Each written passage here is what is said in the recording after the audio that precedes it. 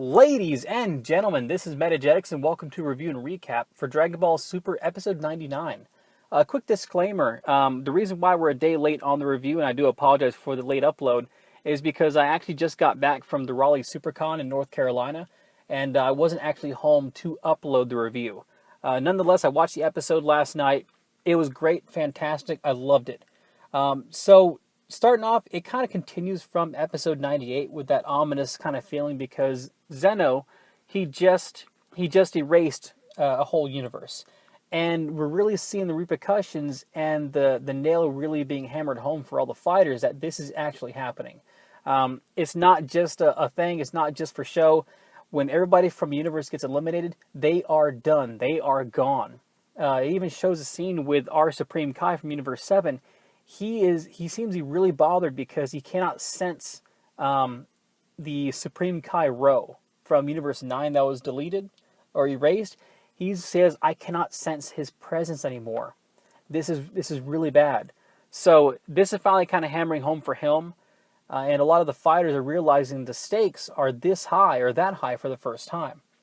I like the fact that Dragon Ball Super, it actually changed view and it goes over to one of the Supreme Kais from the exempt universes, and he states that, thanks to Goku, the 8 universes fighting in the tournament now have a chance for survival. Without Goku coming to the Omni King, to Zeno, and suggesting that tournament, they could have just been erased just like that without warning. So a lot of the universes are kind of targeting Goku like this whole tournament is his fault, and in essence, it is his fault, but they should instead thank him instead of being so targeted towards him in Universe 7, like it was Universe 7's idea to eliminate everybody. But in fact, it was their fault, or it was because of them that this whole chance for survival took place. So going on, one more thing is the angel for Universe 9, Mojito. That's his name. He seems a little too relieved that his universe was erased. It kind of bothered me. It bothered a lot of other viewers. I've seen a lot of community talk about the fact that him being so nonchalant and kind of like, oh, well, it was bound to happen. It just didn't sit right with a lot of people. I get that his job is to tend for the universe, and let's say the God of Destruction, Sidra, and the Kai, Ro, they weren't the best of people, but it was still his universe. So I wonder how that's going to go forward and how we're going to see that really play out. A lot of people are having predictions and theories that the Grand Kai or the Grand Priest Daishinkan, he has ulterior motives because all the angels are, in fact, to our knowledge, his children. They are exempt from this whole elimination process, but some are wondering if he has an ulterior motive or another plan once this whole tournament takes place. Now, of course, that's all speculation. We don't know anything for sure. Nothing's been confirmed. But Dragon Ball Super is making a good job of kind of hinting towards things or foreshadowing. And it could just be a red herring. But it's hard to know nowadays with Dragon Ball Super, with it being so unpredictable. We're just going to have to wait and find out. And that's part of the reason why I love this show. The fact that it's so unpredictable and the fact that literally anything can happen. So the doors are wide open for anything down the road, and I can't wait to find out what does happen. Furthermore, we also see Vados with Universe 6 and Champa. She seems a little I don't know, she's mocking Champa. She's like, oh, I guess I'll be seeing you later, kind of saying her goodbyes to Champa like he's already been eliminated. And Champa did not like that at all. He verbally, physically was really upset about that. And kind of yelled back at her saying, I'm not even gone yet. Why are you acting like this is it? And she's like, oh, well, you better hope they win. You better hope for your fighters to pull it out. And it kind of seems like she doesn't care. I know a lot of people like Vados, and she seems really cool. But we've not had a lot of coverage with her besides the Universe 6, Universe 7 tournament. And even that, she kind of has the role of she's doing it like it's her job. Now, on the other hand, Whis and Beerus seem to have an actual kinship or a friendship. They've been together for so long, they seem to really enjoy each other's company. I mean, they really both are kind of connoisseurs of food, and they seem to really agree on a lot of the same things. So I wonder if there is, hypothetically, this whole grand scheme for the Grand Priest, that he's trying to take over for Zeno, or has some ulterior motives. Could it be that Whis may not go along with it because of his kinship or his allegiance to Universe 7? We don't know. And if it comes down to that, it might be interesting to see how that plays out. Again, everything is so unpredictable. I just don't know how it's going to play. So we kind of go forward with that. The episode kind of goes off in two different sections. The first half of the episode covers the whole elimination process and really the gravity of the whole situation bearing down on the fighters. And then the second part of the first half is basically, it goes back to Goku and Vegeta. They just eliminated Universe 9, and all of a sudden, they come face to face with Botamo, and Botamo kind of squares off. Vegeta's like, "Don't worry about this guy. I'll take care of him. He's mine." And it is actually Botamo and Hit. Now Goku goes off, and Vegeta's like, "Look, I got this. Go." And Vegeta powers up, and he wants a rematch. So he charges forward, and he starts fighting Botamo. And I may have missed it, but Hit kind of drops back, or Hit is kind of, he's kind of off panel, and the episode instead focuses on Vegeta and Botamo. And of course, Vegeta's rocking hits to Botamo's midsection. Botamo's like, "Look, that doesn't do nothing to me. You should know that by now." And it keeps going on back and forth. And Vegeta's like, "Don't worry, I got this." So instead, he tries to throw Botamo. Botamo kind of plants his feet, saying, "That's not going to work this time." And Vegeta says, "That's okay, I got a better plan for this." So he takes Botamo, because he's real elastic. He's almost like a stretchy man. And he ties Botamo's arms together in a big knot. And Botamo is starting to freak out because Vegeta picks him up and he starts walking towards the edge of the ring. And Vegeta's like, "I got no time for this. You can waste you're not going to struggle and get away with it." So he's about to throw Botamo over the edge when all of a sudden Magetta, the Metal Man from Universe 6, he comes in and he rocks Vegeta with a square hit right in the back. And it sends Vegeta reeling over, and he recovers. And now it's Vegeta versus Botamo and Magetta. Now last time, Vegeta did beat Magetta by insulting him, and then they had a really good fight in the Universe 6, Universe 7 tournament. Now, of course, Vegeta wasn't going blue. He wasn't pulling out all his power. So he was trying to conserve a lot of his strength. So I do believe if Vegeta went blue, he would down Magetta like nothing. But like we said in last episode, and Whis actually highlighted to the Supreme Kai, they're trying to conserve the strength. And there's a reason for that, because this is going to be a long fight. I mean, 48 minutes may not seem like that long in real life for us, but 48 minutes in a fight is forever. It's going to seem like an eternity. If you really think about it, some fights, they'll go on 2-3 minutes, and that's considered a longer fight between two people. But this is 80 fighters, 48 minutes. That's ridiculous. It's an eternity for a fight. So going on, he kind of goes back and forth. They're fighting some more, and Vegeta, he goes for Botamo again, and he can't take him out. So instead, he's going for Magetta, and the Supreme Kai, I believe, he's the one that reminds Vegeta, who says, "Hey, throw insults at him." He, or Beerus might have said it. He goes, "Hey, throw insults at him. That's how you beat him last time. Hurt his feelings." So Vegeta starts doing it, but instead, Champa starts laughing. He goes, "Look, that's not going to work on him either. We have an ultimate form. We have a great defense for that." And all that is Botamo jumped up on Magetta's shoulders, and he's holding his hands over Magetta's ears so he can't hear the insults. And Vegeta jumps up, he tries to knock Botamo off, but of course Botamo doesn't take any damage, and it kind of just, all the damage that goes into his body is deflected towards like another plane of existence, or a plane of existence or something, but physical blows don't affect Botamo. Neither do Ki Blasts, so he's a tricky character to beat. He's real tricky. He's not as strong as, say, most of the fighters that we're looking at, but his durability is up there, I'd say past Majin Buu levels, because Majin Buu is very durable. But you can beat him. Botamo, up to this point, has not been stricken with something that has gone through his defense or overwhelmed his defense mechanism, his whole deflection of damage. So Vegeta's kind of squaring off with that. He's having issues with him. And that's about all we see on that side. Now we kind of go back over to Krillin. And the rest of this episode really focuses on Krillin and 18. But before that, Krillin is squaring off with this green bird-looking guy that we saw in the last episode previews. And he's jumping back and forth, doing Ki Blast back and forth. And Krillin jumps back, and he does this triple Destructo Disc, or triple Kienzan. It looks like one big disc, and when it flies forward, it splits into 3 separate ones. And this bird guy dodges one, dodges another, but the third one clips his wing and he starts going down.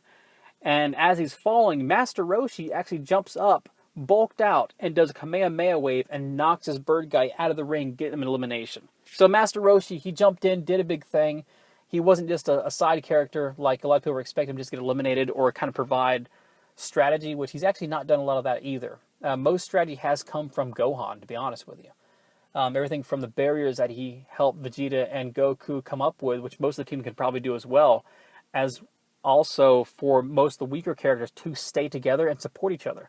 So Gohan has been a lot of the brains of this whole strategy for the tournament, and it's great to see him actually fulfilling a role that's not really been filled before. So the bird guy gets eliminated, and then going on, or transitioning over to Android 18, she's squaring off with this, it's like a green wolf or dog looking guy. And she's laying blows into him left and right like it's not even funny. And she's going hard on this guy. And he's visually stunned and taken out. Now she lays a blow and he collapses at the edge of the ring. And then Whis mentions this guy might be dead. She might have gone too far. And of course, if she kills somebody, she's then eliminated. And then he's not breathing, he's not moving. She kind of bends over, she looks at him, she's like, well, I may have gone too far. I might have killed him. And right when she lets her guards down, or right when she lets her guard down, that's when he hits her with his big kick, knocks her back flying, and he jumps up and he starts attacking her with all these ki blasts. And somebody mentions, I forgot, I think it was one of the Kais, or one of the gods of destruction for that character, mentions that that's one of his techniques, is to play dead. And he got her fooled, and he has her on the defensive, on her heels. And he keeps hitting her and hitting her and hitting her with all these ki blasts. And she goes flying over the edge of the ring, and she's about to be eliminated when all of a sudden Krillin comes out of nowhere, grabs her, and he does this big ki blast that knocks his direction back onto the stage, and he saves her. This is a great thing because Krillin and 18, they're married, they're husband and wife. And this is the first time we've seen them actually work together in so much as a fight or in a scenario.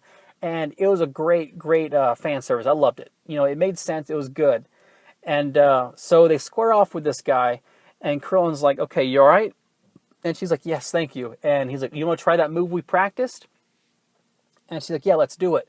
So they both attack this guy. And the animation is great. Personally, Krillin is probably my second favorite character in Dragon Ball. Before it was him, but Vegeta has taken that #1 spot for me. I love Krillin. He's such a great character. I love his development. I love how he's come along since Dragon Ball. He lost a lot of his fighting spirit, kind of bothered me, but he's back in prime form. And I loved every episode, or every moment of this episode. He jumps forward, 18 jumps forward, animation's on point.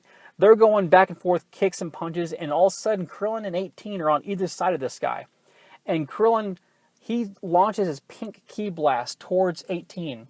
And of course their adversary, the green-looking fox wolf guy, he dodges, and then it gets to 18, and she deflects it back, and he dodges again. So this goes back and forth for about 10, 15 times, and every time he dodges, the person that catches it throws it back and adds more ki power to the attack. And he notices, and he mentions, not only is it getting faster, it's getting bigger. This is an awesome duo move. I love this. So they're going back and forth, deflecting like it's a tennis match, and it's going back and forth, and it's bigger and bigger and bigger. And then all of a sudden they throw, and they actually mean to hit him, and they connect with this guy, and he goes flying off the stage, and they eliminate this guy, and I loved it. All of a sudden there's another guy, and these guys are getting attacked so often they're not able to really take a break.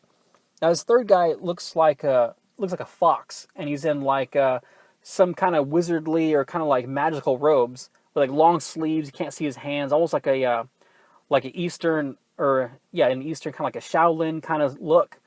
And he squares off with Krillin and 18, and Krillin's like, okay, I got this.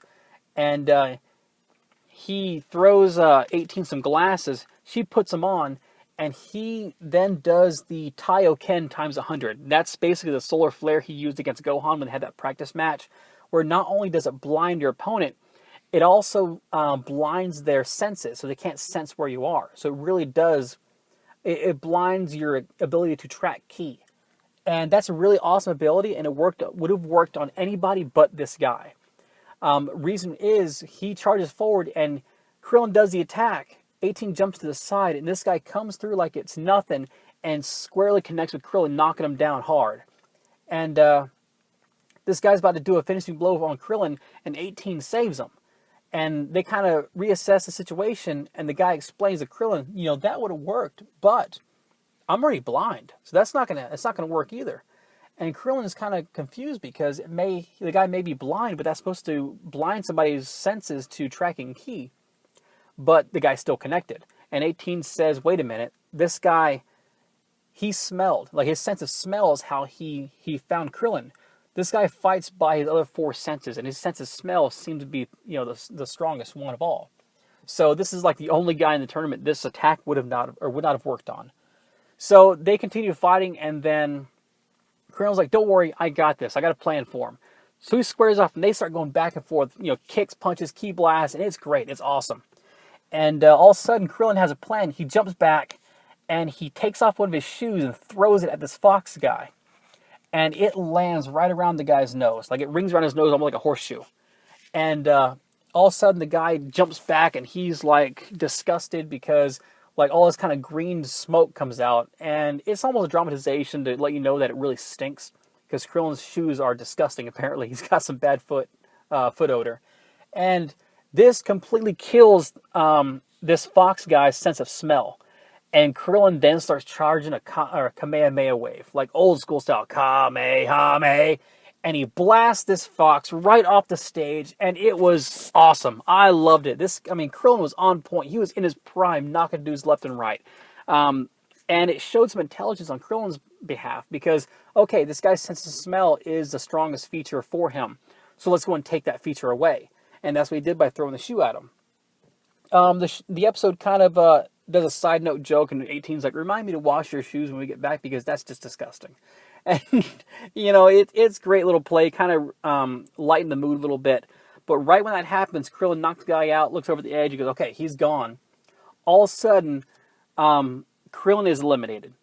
Frost pops up right next to him, hits him with his tail, and knocks Krillin out of the ring just like that. Like, no warning. Boom, gone.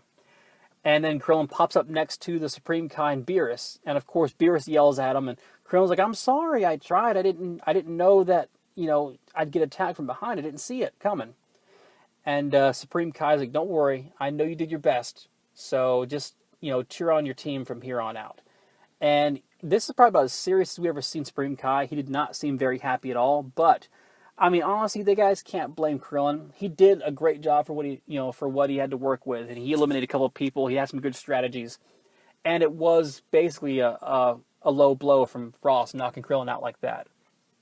But we can't be surprised. Frost he's one of those guys you can't trust. And we'll see later on what happens, because him and Frieza did talk at the beginning of this episode. And they may have a plan down the road after the numbers dwindle, but we'll just have to wait and see. So 18, she is pissed. She goes to attack Frost, and he pulls like a ninja move from Naruto or something. He drops like a ki blast, pops a bunch of smoke, and boom, just like that, he's vanished. He's gone.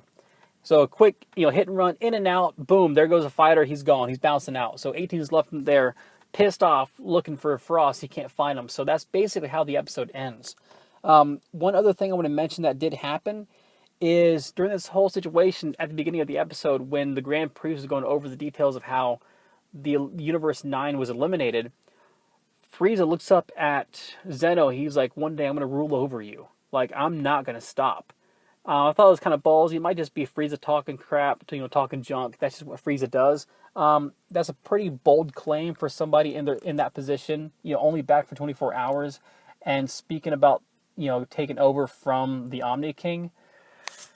It's just Frieza. It's probably just him just mouthing off because he's pissed off, and he just wants to attain, he wants to be that emperor that everybody feared again, but I don't think it's going to happen anytime soon. That's basically going to be the end of the episode. That's the last thing that happened.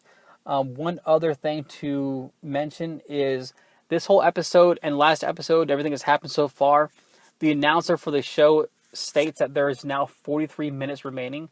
So the last 3 episodes took place over the course of 5 minutes. Time is starting to pick up a little more. Please understand that this isn't going to be the whole 5 minutes on Namek situation. You got to understand there's 80 fighters, and all these fights are not happening one thing at a time after another. A lot of these things are happening at the same time. So basically, if you think about it, Vegeta is fighting Botamo and Vegeta probably at the same time Krillin and 18 are fighting those 3 people they fought. So try and keep that in mind. A lot of this can really blend together, and that's why the time seems to be going off a lot slower. Once the numbers dwindle a lot more, the episode pace probably will pick up because less distractions will be happening. And that's how I'm kind of making sense of the whole time issue. It's not a problem for me yet, but if we get down to like 3 or 4 people and one episode goes by and there's only like a minute, then I'll start having some issues with it. But still, either way, it's more Dragon Ball for us. So why are we really complaining, right? I mean, the animation's been great ever since, mid 40s and 50s. They fixed the animation. It's not been an issue. And on top of that, I'm loving every minute of it. This tournament has been great. Next episode 100. That's going to be a big one. We see Kale. She actually transforms into the Broly-esque character, the big bulked up version. She bulks out. She's probably going to eliminate a few people. Caulifla squares off with Goku. And after seeing the power of SS Blue, she, of course, wants to learn that as well. It just seems like Caulifla is getting a hard on whoever has more power than her. And she'll square off with an attitude. They'll show more power, and then she'll be like, okay, teach me. So I don't know if her doing that with Goku is going to set Kale off, and Kale think that Caulifla's got a thing for Goku, which might be an interesting little turn, because first it was with Kaba. Now it seems like it's going to be with Goku. Now, of course, Goku's too stupid to realize he might be being flirted with. And just, it's Goku. I mean, it is what it is. I'm looking forward to the next episode. It's going to be episode 100. It's going to be a milestone for Dragon Ball Super. And it's going to be pretty entertaining if you ask me. So with that being said, I want to thank everybody for joining me on this review for Dragon Ball Super episode 99. If you liked the video, please drop a like, leave a comment below on what you thought of the episode, what you think's going forward.